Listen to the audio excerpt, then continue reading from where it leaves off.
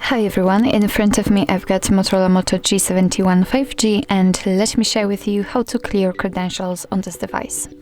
So first of all, let's enter the settings, and here we have to find the security. Let's tap on it. Now we have to tap on advanced, and right under it we've got encryption and credentials, so let's enter. And as you can see at the very bottom of the list we've got clear credentials option, so let's tap on it, and your device will ask you if you really want to remove all the contents, so let's tap on OK. And as you can see, the credential storage has been erased successfully. Be aware that if you've got any type of screen lock, then probably your device will ask you to enter it in order to confirm the whole step. So actually this is it. This is how to clear credentials in your MOTOROLA Moto G71 5G.